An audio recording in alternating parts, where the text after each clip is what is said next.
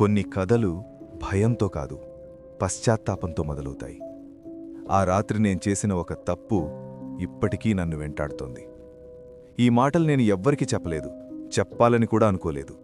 కాని కొన్ని నిజాలు మనలోనే కుళ్ళిపోతే అవే భయంగా మారతాయి. ఈ కథ అలాంటిదే.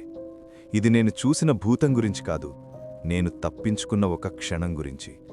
ఆ క్షణమే నా జీవితాన్ని 2 భాగాలుగా చీల్చేసింది. ఆ రోజు చాలా సాధారణంగా మొదలైంది. ఆఫీస్ పని ఆలస్యమయ్యింది. బయటకొచ్చేసరికి రాత్రి 9:30 అయింది. ఇంటికి వెళ్లడానికి 2 దారులున్నాయి. ఒకటి మెయిన్ రోడ్, సేఫ్ కానీ దూరం.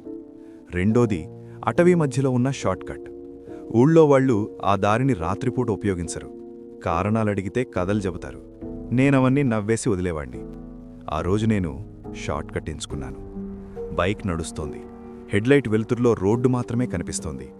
చెట్ల మధ్య నుంచి గాలి వీస్తుంటే ఒక వింత శబ్దం. భయం లేదు, అలసట మాత్రమే ఉంది.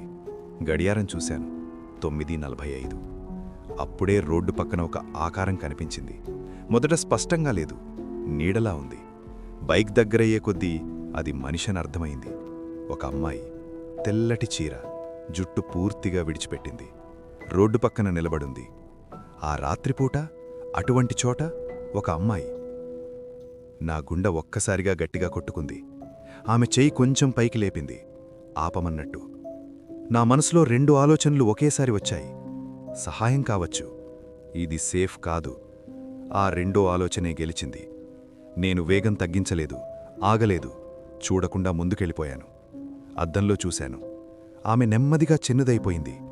ఆ క్షణంలో నాకు ఏ భయం లేదు, కేవలం నిర్లక్ష్యం.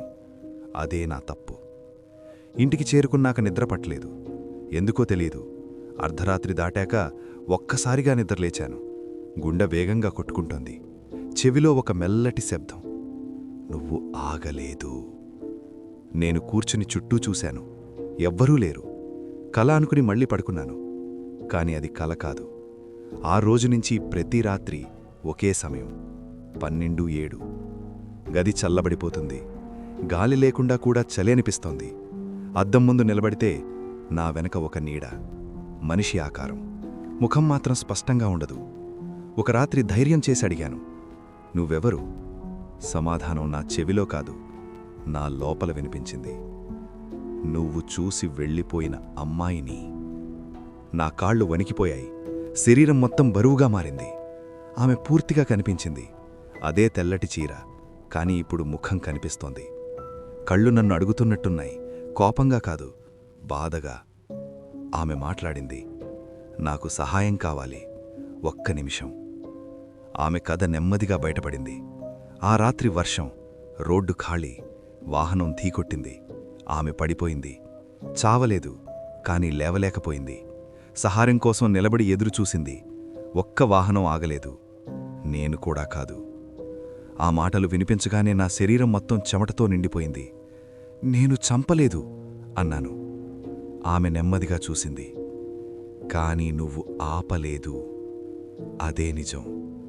ఆమె నన్ను వెంటాడిన కారణం ప్రతీకారం కాదు. ఆమెకొక సాక్షి కావాలి, ఒక ఒప్పుకోలు కావాలి. ఒక రాత్రి ఆమె నన్ను మళ్లీ ఆ రోడ్డుకి తీసుకెళ్ళింది. అదే చోట, అదే చీకటి. నేను అక్కడ నిలబడ్డాను.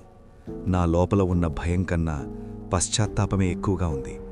నేను గట్టిగా మాట్లాడాను, నేను తప్పు చేశాను, నేను ఆగాల్సింది, నన్ను క్షమించు. ఆ మాటలతో గాలి బలంగా వీసింది. చెట్లు కదిలాయి. ఆమె ముఖంలో మొదటిసారి శాంతి కనిపించింది. ఆమె నెమ్మదిగా వెనక్కెళ్ళింది. కరిగిపోయింది. నిశ్శబ్దం మళ్లీ రోడ్డును కప్పేసింది. ఆ రోజు తరువాత ఆమె కనిపించలేదు. కాని నేను మారిపోయాను. ఇప్పుడు రాత్రి రోడ్డు మీద ఎవరో చెయ్యెత్తితే నేను ఎప్పుడూ ఆగుతాను. ఎందుకంటే నాకు తెలుసు, భూతాలు ఎప్పుడూ చనిపోయిన వాళ్లే కావు.